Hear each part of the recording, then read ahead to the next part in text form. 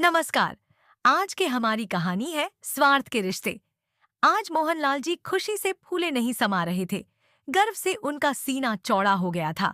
अपने एक रिश्तेदार से फोन पर बात करते हुए उनकी हंसी के ठहाके पूरे घर में गूंज रहे थे। अरे शर्मा जी पढ़ाई में तो शुरू से ही होनहार था। मेरा बेटा हर कक्षा में प्रथम श्रेणी से उत्तीर्ण होता था और हर साल स्कॉलरशिप लेता था। उसकी पढ़ाई में लगन को देखते हुए ही मैंने उसका दाखिला बीए में कराया था। मुझे मालूम था कि वह एक दिन जरूर कामयाब होगा और देखो यूनिवर्सिटी में टॉप करके उसने मेरे भरोसे को बखूबी कायम रखा है। लो आ गए जब दोस्तों के साथ अपनी कामयाबी का जश्न मनाकर। अच्छा शर्मा जी मैं फोन रखता हूँ। अपने बेटे सरवन को देख। मोहनलाल जी ने फोन रखा और अपने बेटे को जड़ से गले लगा लिया। बेटा तूने तो मेरा सिर गर्व से ऊंचा कर दिया। देख तो सुबह से बधाई देने वालों के फोन आ रहे हैं। ऐसा कहते हुए मोहनलाल जी की आंखों से खुशी के आंसू छलक पड़े। सामने खड़ी श्रवण की मां इस दृश्य को देखकर मोहित होती जा रही थी, लेकिन अपने बेटे सरवन्न का चेहरा देखकर उन्हें ऐसा लगा कि जैसे वह कुछ कहना चाहता है। इतने में सरवन ने कहा, माँ पिताजी मुझे आप दोनों को एक बात बतानी है। हाँ बोलो बेटा, क्या बात है पिताजी? आपको तो पता ही है कि आज के समय में कोई अच्छी नौकरी मिलना कितना मुश्किल काम है। लेकिन बेटा, तुम्हें चिंता करने की क्या जरूरत है? अभी तो तुम्हारी पढ़ाई खत्म हुई है। तुम्हें बहुत अच्छी नौकरी मिलेगी, चिंता मत करो। नहीं पिताजी, मैं वह कह रहा था कि मुझे एक बहुत बड़ी मल्टीनेशनल कंपनी के द्वारा ऑस्ट्रेलिया में नौकरी करने का प्रस्ताव मिला है। ऑस्ट्रेलिया। यह सुनकर मानो दोनों माता पिता कुछ पल के लिए जड़ हो गए। उन्हें महसूस हुआ कि जैसे कुछ देर के लिए उनके दिल ने धड़कना ही बंद कर दिया हो। फिर कुछ संभल कर उसकी माँ प्यार से अपने बेटे के सिर पर हाथ रखते हुए बोली, लेकिन बेटा, ऑस्ट्रेलिया में नौकरी करने की क्या जरूरत है? तुम्हें तो यहाँ पर बहुत अच्छी नौकरी मिल सकती है। इतना कहने की देर थी, सरवना भड़क उठा और माँ का हाथ झटक कर बोला, इसीलिए, केवल इसीलिए मैं आपको यह बात बताने से डर रहा था। मुझे पता था आप लोग यही नाटक शुरू कर देंगे। आप लोग अच्छी तरह से जानते हैं कि बहुत पहले से ही मेरा विदेश में नौकरी करने का सपना था, और आज जब यह सपना हकीकत में बदलने जा रहा है, तो मैं यह मौका गंवाना नहीं चाहता। श्रवण की बातें सुनकर उसके माँ और पिताजी दोनों की आंखों में एक अजीब आंसू से भर आया। उन्हें लगा मानो वक्त थम सा गया हो। खुशी का माहौल गमगीन हो चुका था। वे दोनों खामोश रहकर एक दूसरे को देखे जा रहे थे, जबकि सरवन अपनी बात कहकर अपने कमरे में जा चुका था। उस रात श्रवण की माँ और पिताजी दोनों चिंता में डूबे रहे। वे दोनों उस समय को याद करने लगे जब शादी के पूरे 10 वर्ष के बाद उनके पुत्र श्रवण का जन्म हुआ था। कोई डॉक्टर वैद्य हकीम नहीं बचा था जिसकी दवा उन्होंने नहीं खाई थी। ऐसा कोई मंदिर या मजार नहीं बचा था जहां उन्होंने माथा न टेका हो। तब कहीं जाकर उन्हें संतान सुख प्राप्त हुआ था। एक श्रवण के पैदा होने से लेकर आज तक की सारी यादें उनकी आंखों के सामने किसी चलचित्र की तरह दिखाई देने लगी। भरे गले से सरवन की मां बोली, बचपन में तो सरवन्न मुझे अपनी आंखों से जरा भी ओझल नहीं होने देता था, और यदि मैं नहीं दिखती थी तो पूरा घर सर पर उठा लेता था। 2 पल के लिए भी अपनी माँ से दूरी उसे बर्दाश्त नहीं होती थी, और जैसे ही आप नौकरी से लौट कर आते थे तो कैसे दौड़ता हुआ आता था और आपके टांगों से कस कर लिपट जाता था। सरवन के पिता मोहनलाल जी भी उन सब बातों को याद करके भावुक हो गए और कहने लगे कि वह दिन थे और एक आज का दिन है जब हमारा वही श्रवण हमें छोड़कर विदेश जाने के बारे में सोच रहा है। हमारे इकलौते बेटे ने एक बार भी नहीं सोचा कि उसके बूढ़े माँ बाप का क्या होगा, उन्हें कौन संभालेगा। क्या औलाद इतनी भी स्वार्थी हो सकती है? ऐसी ही गहरी चिताओं से घिरे वे दोनों रात भर करवट बदलते रहे, लेकिन नींद उनकी आंखों को छू भी नहीं पाई। सुबह जब वे अपने कमरे से बाहर आए तो देखा सरवन जूते पहन रहा था। इससे पहले कि वह उससे कुछ पूछते, वह एक बैग में अपने कपड़े रखने लगा।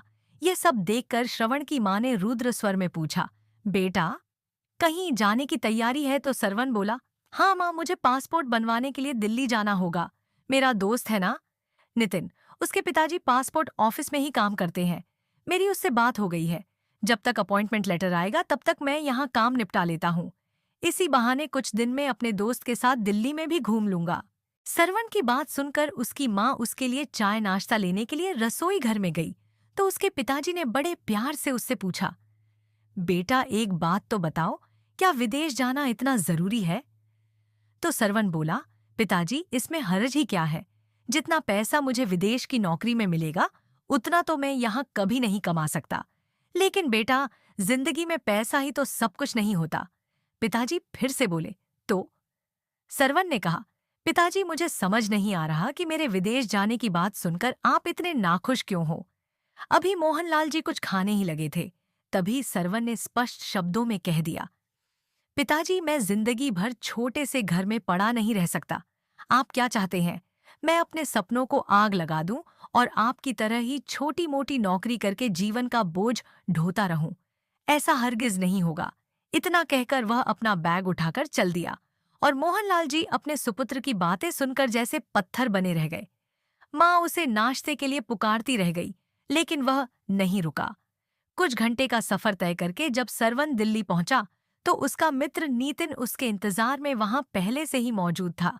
दोनों दोस्त एक दूसरे से मिलकर बहुत खुश हुए। नितिन उसे अपने घर ले गया। नितिन का घर एक महंगे इलाके में था जो कि काफी बड़ा था, जिसमें वह अपने माता पिता और भाई भाभी के साथ रहता था। नितिन अपने दोस्त श्रवण का परिचय अपने घर वालों से करवाया। नितिन ने अपने पिताजी को बताया कि सरवण विदेश में जाना चाहता है, इसलिए वह पासपोर्ट संबंधी औपचारिकता पूरी करने के लिए दिल्ली आया है। नितिन के पिताजी को यह बात शायद कुछ पसंद नहीं आई। उन्होंने श्रवण से कहा, बेटा तुम अपने माता पिता के इकलौते बेटे हो तो तुम्हें यहीं रहकर उन्हें संभालना चाहिए। तो सरवण ने कहा, अंकल जी मेरे माता पिता ने बहुत संघर्ष करके अपना जीवन बिताया है, इसलिए मैं चाहता हूं कि मैं विदेश जाकर अच्छे पैसे कमाऊं ताकि उनको सुख भरी जिंदगी दे सकूं। एक साथ बैठकर चाय नाश्ता करने के उपरांत नितिन उसे अपने घर में बने गेस्ट रूम में ले गया। गेस्ट रूम बहुत ही आरामदायक था।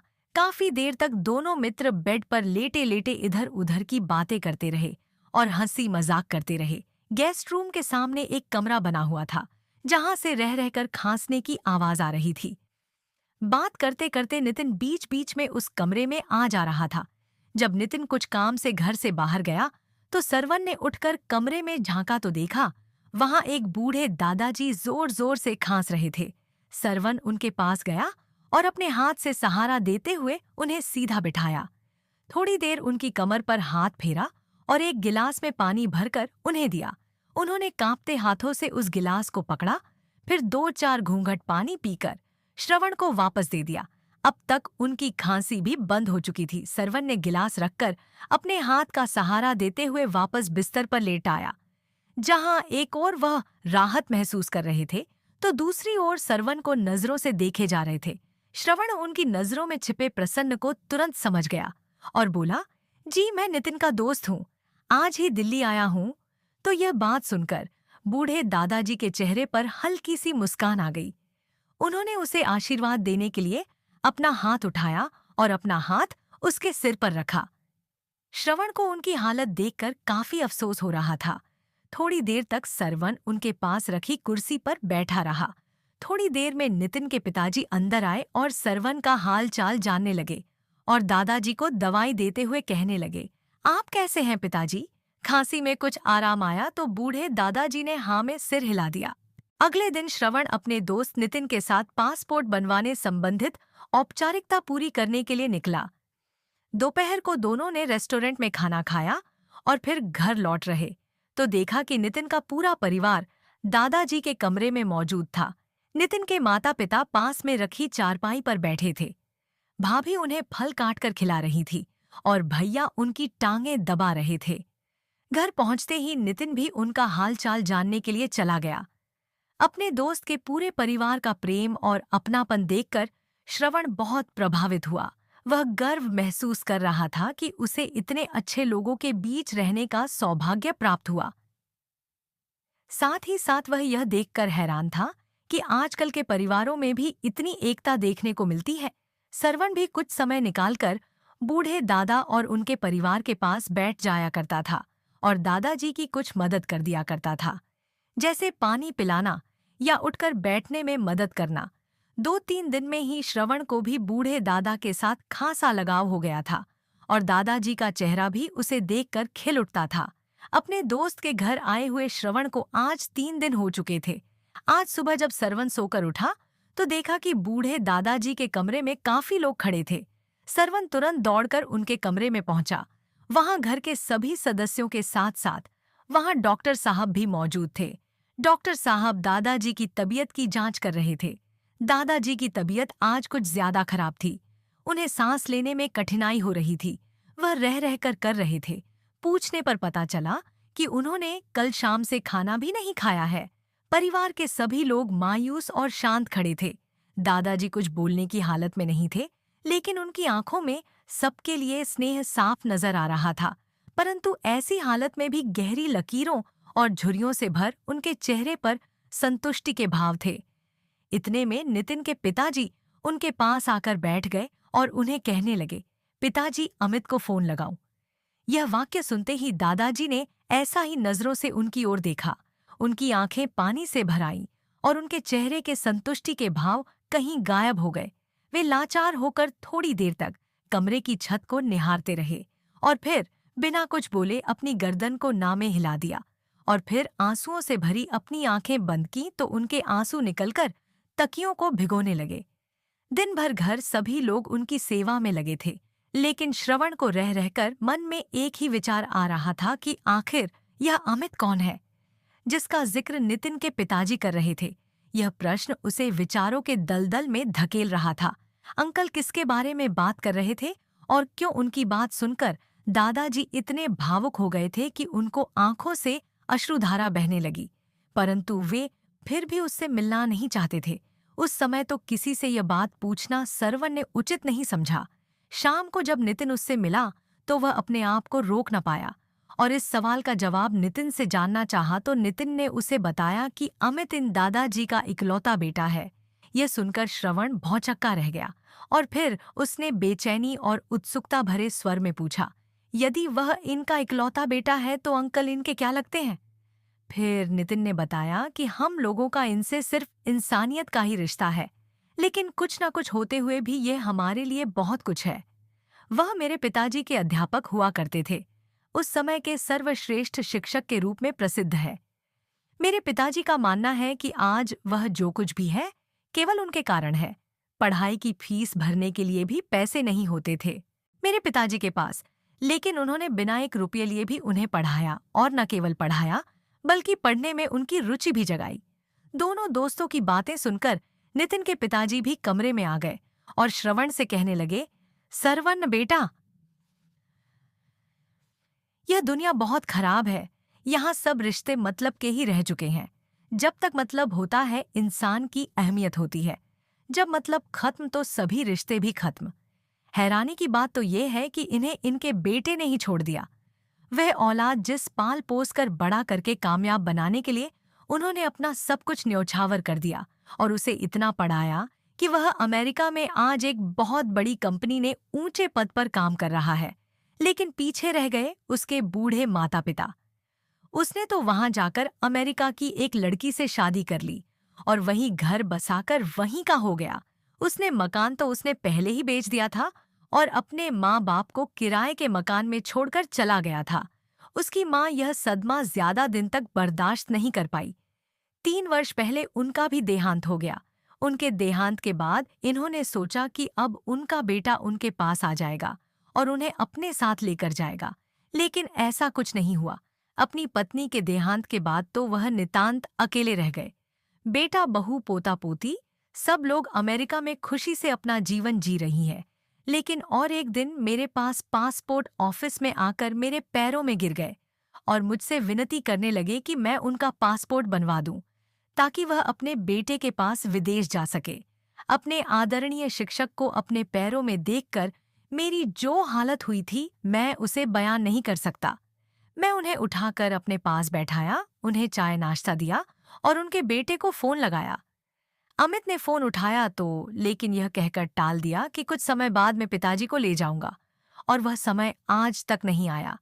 उसके बाद मैंने उन्हें अकेला नहीं छोड़ा और इस घर में ले आया। मुझे पिता सम्मान, अपने गुरु का आशीर्वाद मिल गया। बच्चों को भी दादा का प्यार मिल गया और उन्हें भी परिवार मिल गया। तब से मैं भी उन्हें पिताजी कहकर संबोधित करता हूँ। सरवना उनकी बातें सुनकर अचंभित रह गया। सोचने लगा, कितने भले लोग हैं यह सब, जिन्होंने इंसानियत का फर्ज निभाने में सारी हदों को पार कर दिया। काश ईश्वर हर माता पिता को ऐसी संतान दे तो पूरी धरती स्वर्ग बन जाए। एक और तो नितिन और उसके परिवार के बूढ़े दादाजी के प्रति प्यार देखकर उसे संतुष्टि का अनुभव हुआ, लेकिन दूसरी ओर दुनिया के निर्दय रूप का परिचय पाकर उसका हृदय अंदर तक परेशानी के दलदल में दस गया। अभी वे दोनों बातचीत कर ही रहे थे कि दादाजी के कमरे से करहाने की आवाज तेज होने लगी। आवाज सुनकर किसी अनहोनी के आशंका से नितिन और उसके पिताजी कमरे की तरफ दौड़े।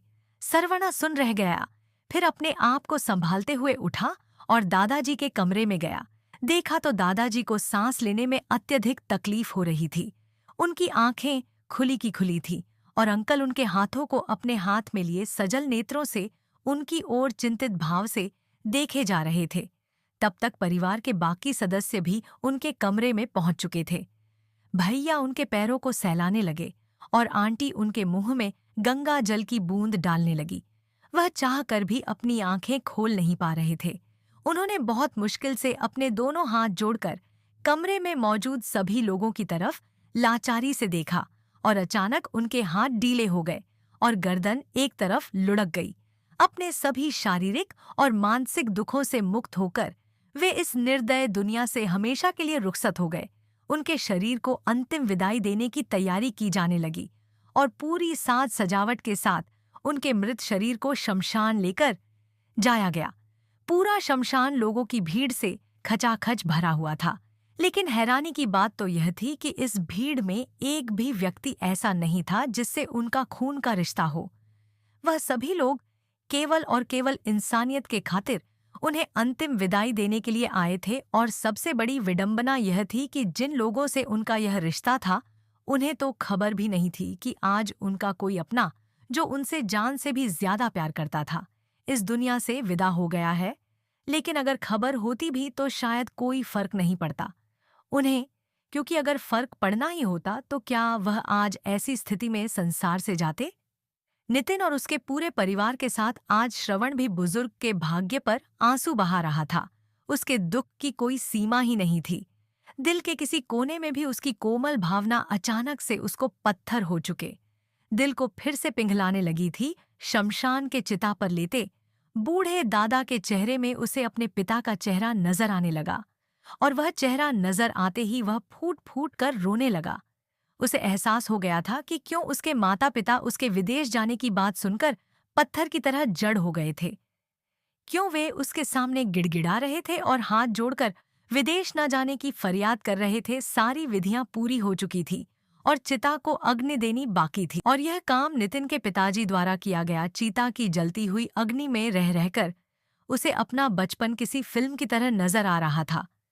बूढ़े दादा की अंतिम विदाई के साथ ही शायद श्रवण भी अपने माता पिता के प्रति कड़वाहट को अंतिम विदाई दे रहा था। उसके हृदय में अपनी जन्मदाताओं के लिए प्रेम की नई कुंपलें फूटने लगी। इस दौरान उसके मोबाइल की घंटी बजी। देखा तो उसके पिताजी का फोन था। अपने आप को संभालते हुए उसने कांपते हाथों से फोन उठाया तो उधर से उसके पिता की करुणा और वेदना से स्वरूप आवाज आई, बेटा, तुम्हारा अपॉइंटमेंट लेटर आ चुका है। केवल यह एक वाक्य सुनने की देर थी कि श्रवण की आंखों से आंसू का झरना बह निकला। आ रहा हूं पिताजी, वह केवल इतना ही बोल पाया और फोन रख दिया। उसके ठीक 2 घंटे के बाद रेलवे स्टेशन पहुंच चुका था। उसका दोस्त नितिन उसे छोड़ने आया था। सरवन ने उसे गले लगाकर उसका शुक्रिया अदा किया और कहा कि अपने घर में रहने का मौका देखकर उसने उस पर बहुत बड़ा एहसान किया है, क्योंकि वहां रहकर ही उसने परिवार शब्द का मतलब समझा था। थोड़ी ही देर में ट्रेन पहुंच गई और सरवन अपने घर के लिए निकल गया। ट्रेन में बैठे बैठे सरवन गुमसुम अपने ख्यालों में ही खोया रहा। तभी उसका ध्यान सामने वाली सीट पर बैठे एक छोटे बच्चों ने आकर्षित किया, जो तरह तरह की अटखेलियां कर रहा था, और उसकी माँ उसे देखकर मन ही मन हंस रही थी। कभी वह बच्चा भागने लगता तो उसकी माँ उसे संभालती है, कभी गोद में बैठ जाता और कभी गोद से उतरता। कुछ घंटे के सफर में उसने देखा कि उसकी माँ ने एक पल भी अपना ध्यान अपने बच्चों पर से नहीं हटाया था। यह सब देखकर सरवन्न को अपनी माँ का निस्वार्थ प्रेम याद आ गया। अब श्रवण अपने भविष्य का फैसला ले चुका था और वह फैसला लेकर अपने हृदय पर रखे हुए भार को जैसे उसने उतार फेंका। खिड़की से बाहर झांकते हुए उसके चेहरे पर पड़ने वाले तेज हवा उसके फैसले को जैसे शरण दे रही थी। इसके साथ ही उसके दिल में अपने माता पिता के प्रति प्रेम प्रबल होता जा रहा था। वह जीवन का अर्थ तथा मूल्य को और भी अधिक गहराई से महसूस कर रहा था। कुछ देर बाद जब सरवन अपने घर के बाहर तक पहुंचा तो वहां खड़े होकर कभी गली को निहार रहा था, लेकिन फिर सोचने लगा, यह वही तो घर है जहां उसका बचपन बीता था, जहां आज तक वह रह रहा था। लेकिन फिर आज इस घर को देखकर उसके मन में कुछ अलग सा आकर्षण क्यों हो रहा था। उसकी आंखों के सामने उसका बचपन खिलखिलाने लगा। उसे हर बात याद आने लगी जो उसके इस घर से जुड़ी थी। उसके हृदय में भावनाओं की लहरें हिलोरे मारने लगी। उसके बाद जब उसने घर के दरवाजे की घंटी बजाई तो अगले ही पल दरवाजा खुल गया। दरवाजे पर उसके माँ और पिताजी खड़े थे, परंतु सरवन ने जैसे ही उनकी तरफ देखा तो उसे एहसास हुआ कि उसके माँ पिताजी 4 दिन में ही चिंता के कारण सूखकर लगभग आधे हो गए थे। उनकी बूढ़ी आंखों में उदासी स्पष्ट नजर आ रही थी। उनकी ऐसी हालत देखकर सरवन का कलेजा मुंह को आने लगा। एक का एक उसका बैग हाथ से छूटकर नीचे गिर गया और वह अपनी माँ और पिताजी से लिपटकर फूट फूट कर रोने लगा। लेकिन उसके माँ और पिताजी यह समझ नहीं पा रहे थे कि आखिर सरवन को क्या हो गया है। दोनों ने उसे इस तरह रोने का कारण पूछा, लेकिन वह कुछ नहीं बोल पाया। फिर उसके पिताजी उसके आंसुओं को पहुंचते हुए अपनी जेब से उसका अपॉइंटमेंट लेटर निकलकर देने लगे। सरवन ने जब उस अपॉइंटमेंट लेटर को हाथ में लिया तो वह लेटर गिला था। सरवन को समझते देर न लगी कि यह लेटर किसी और वजह से नहीं बल्कि उसकी माँ और पिताजी के आंसुओं के कारण भीगा है।